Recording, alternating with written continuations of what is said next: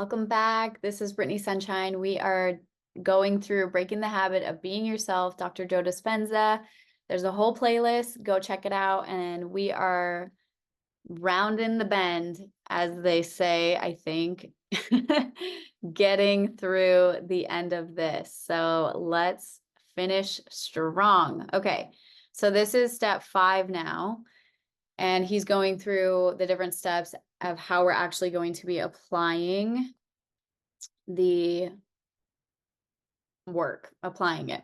In this step, you observe the old self and remind yourself who you no longer want to be. Okay, just like our working definition of meditation in part 2 of the book, to observe and remember is to become familiar with, to cultivate the self, and to make known what is in some way unknown.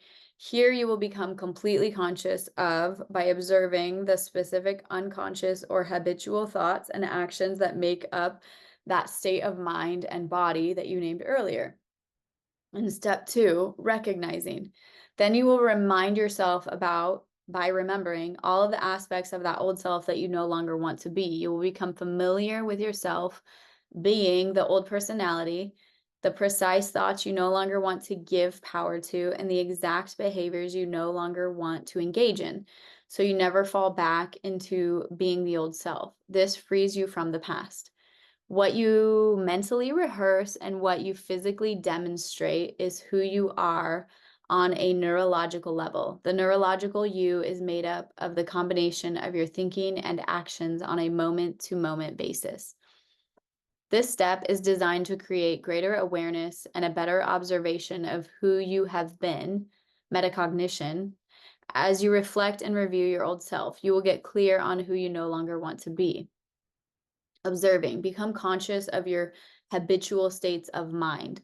In step 2, recognizing you have already observed the emotion that drives you. Now I want you to become so familiar with your specific thoughts and actions derived from the old sensations that you can catch yourself while you live your life. With repeated practice, you can become so aware of the old patterns that you never allow them to manifest to fruition. The end result is that you stay ahead of the old self so that you have control over it. So when you start to notice the beginnings of the feeling that normally drives your unconscious thoughts and habits unfolding in your day, it has become so familiar to you that the slightest inkling is now brought to your awareness.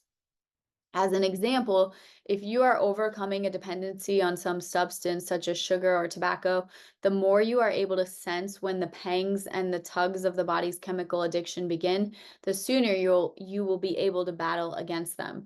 Everyone knows when the cravings start to occur. You begin to notice impulses, urges, and sometimes loud screams, which sounds like just do it, submit, give in, go ahead, just this one time. As you continuously forge onward and upward, in time, you can notice when these cravings come up and you will be better equipped to handle them. The same is true with personal change, except the substance is not something that exists outside of you. In reality, it is you. Your feelings and thoughts are actually a part of you. Nevertheless, your real objective here is to be so aware of the self-limiting stage of being that you would never let one thought or behavior go unnoticed by you. Almost all of what we demonstrate starts with a thought. But just because you have a thought doesn't necessarily mean it is true. Most thoughts are just old circuits in your brain that have become hardwired by your repetitive volition. Thus, you have to ask yourself, is this thought true, or is it just what I think and believe while I'm feeling this way? If I act on this impulse, will it lead me to the same result in my life? The truth is, these are echoes from your past that are connected to strong feelings which activate old circuits in your brain and cause you to react in predictable ways. What automatic thoughts do you think when you feel that emotion you identified in step 2? It is important to write them down and memorize the list to help you recognize your own unique set of limiting thoughts. You may find the following examples helpful. So, example of limiting automatic thoughts. Oh, I can't read these out loud, yo. You guys can all read these. I'm not going to say any of this stuff out loud. You can read that if you want to. Okay. Just as with habitual thoughts, habitual actions also make up your own unique, undesirable states of mind. You are influenced to behave in memorized ways by the very emotion that has conditioned your body to be your mind. This is who you are when you go unconscious. You start off with good intentions, and then you find yourself sitting on the couch eating potato chips with the remote control in one hand and a cigarette in the other. However, just a few hours before, you proclaimed that you were going to get in shape and stop all this self-destructive behaviors. Most unconscious actions are taken to emotionally reinforce the personality and fulfill an addiction in order to feel more of the same way. For example, people who feel guilty on a daily basis will have to perform certain actions to fulfill their emotional destiny. Most certainly, they will get in trouble in life to feel more guilt. Many unconscious actions match and thus satisfy who we are emotionally. On the other hand, many people exhibit certain habits in order to temporarily make feelings they have memorized go away. They look for instant gratification from something outside of them to momentarily free them from their pain and emptiness. Being addicted to computer games, drugs, alcohol, food, gambling, or shopping is used to resolve one's inner pain and emptiness. Your addictions create your habits. Since nothing that exists outside of you could ever resolve your emptiness on a permanent basis, invariably you will have to do more of the same activity over and over again. After the thrill or the rush wears off a few hours later, you will have to return to the same addictive tendency once more, but do it longer. However, when you unmemorize the negative emotion of your personality, you eliminate the destructive unconscious behavior. Here's an opportunity to write. Think about the unwanted emotion that you've identified. How do you habitually act when you are feeling this way? You may recognize your own patterns among the examples below. Be sure to add these behaviors that are specific to you. Now, write down the unique ways you behave when you feel that emotion. So here's some examples of limiting actions or behaviors that are a result of how you're feeling.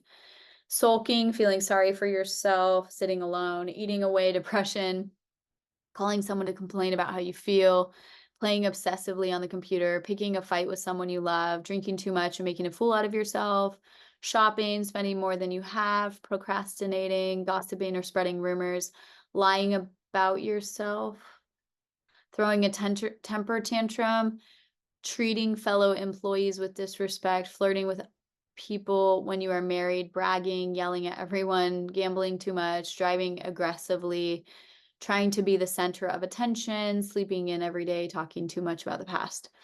If you are having difficulty coming up with answers, ask yourself what you think about during various situations in your life and inwardly watch how you think and respond. You can also inwardly look through the eyes of other people. How would they say they see you? How do you act? Reminding, recall the aspects of the old self that you no longer want to be. Now, review and memorize your list. This is an essential part of meditation. Your goal is to become familiar with how you think and act when this specific emotion is driving you. It is to remind you how you no longer want to be and how you were making yourself so unhappy. This step helps you become aware of how you unconsciously behave and what you say to yourself while you're thinking and feeling and thinking, so that you have more conscious control in your waking day. Executing this step is a work in progress. In other words, if you sit down every day for a week to focus on this, you'll probably find that you continue to modify and refine your list. That's good. When you do this step, you enter the operating system of the computer programs in the subconscious mind and throw the spotlight on them for your review. You ultimately want to become so familiar with these cognitions that you inhibit them from firing in the first place. You will prune away the synaptic connections that made up the old self. And if everywhere that a neurological connection is formed constitutes a memory, then you are in fact dismantling the memory of the old you. Throughout this week, continue to review the list again so that you know even better who you no longer want to be. If you can memorize all of these aspects of the old self, you will separate your consciousness even further from the old self. When your habitual automatic thoughts and reactions are completely familiar to you, They will never slip by unnoticed or unrecognized, and you will be able to anticipate them before they are initiated. This is when you are free. In this step, remember, awareness is your goal. You know the drill by now. Read step 6, do your writing, then you'll be ready to start your week 3 meditations. So this is redirecting. Here's what happens when you use the tools of redirecting. You present yourself from behaving unconsciously. You stop yourself from activating your old programs. You biologically change, causing unfiring and unwiring of nerve cells.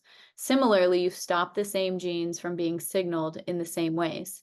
If you've struggled with the idea of surrendering control, this step allows you to be more consciously and judiciously take back the reins in order to break the habit of being yourself. When you become masterful at being able to redirect yourself, you're building a solid foundation on which to create your new and improved self. Redirecting, play the change game. During your meditation this week, take some of the situations you came up with in the step just before, and as you picture them or observe yourself in your mind, tell yourself out loud, change. It's simple. So imagine a situation where you are thinking and feeling in an unconscious way. Say, change. Become aware of a scenario with a person, for example, or a thing where you could easily fall into an old behavior pattern and change. Picture yourself in an event in your life where there's a good reason to fall short of your ideal, and say change. The loudest voice in your head. After you remind yourself to stay conscious throughout your day, as you learned in the previous step, you can now use a tool to change right in the moment. Whenever you catch yourself in real life thinking a limiting thought or engaging in a limiting behavior, just say change out loud. Over time, your own voice will become the new voice in your head, and the loudest one. It will become the voice of redirection. As you repeatedly interrupt the old program, your efforts will begin to further weaken the connections between those neural networks that make up your personality. By the principle of Hebbian learning, you will unhook the circuits connected to the old self during your daily life. At the same time, you are no longer epigenetically signaling the same genes in the same way. This is another step so that you will become more conscious. It's developing conscious control of yourself.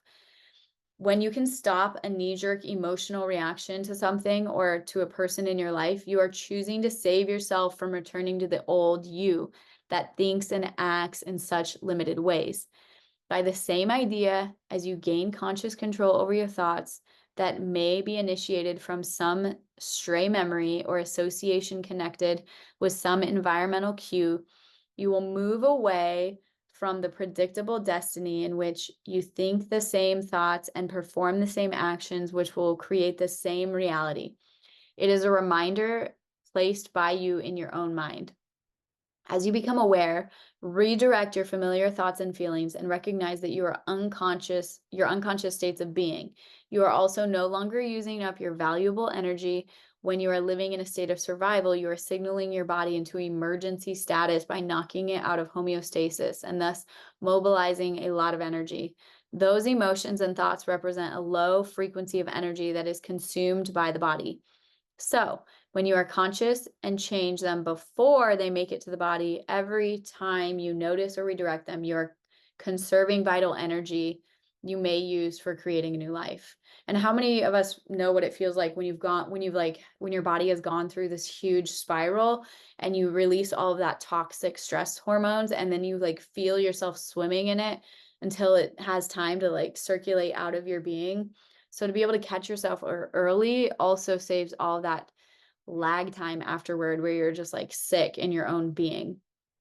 Associative memories trigger automatic responses. Associative memories. Since staying conscious is crucial to creating that new life, it is important to understand how associative memories have made it so difficult for you to stay conscious in the past, and how practicing redirection can help free you from your old self.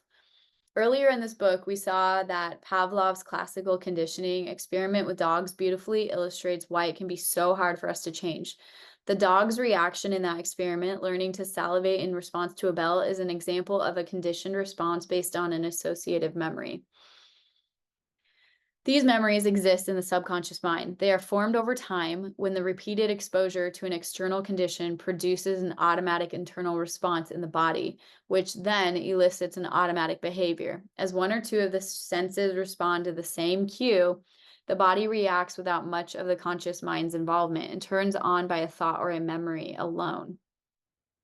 By the same token, we live by numerous similar associative memories in our lives, triggered by so many known identifications derived from our environment. For instance, if you see someone you know well, chances are that you're going to respond in automatic ways without ever consciously knowing it. Seeing that individual will create an associated memory from some past experience that is connected to some emotion, which then triggers an automatic behavior. The chemistry of your body changes the moment you think about him or her in the past memory. A program runs from the repeated conditioning that you memorized about that person into your subconscious mind.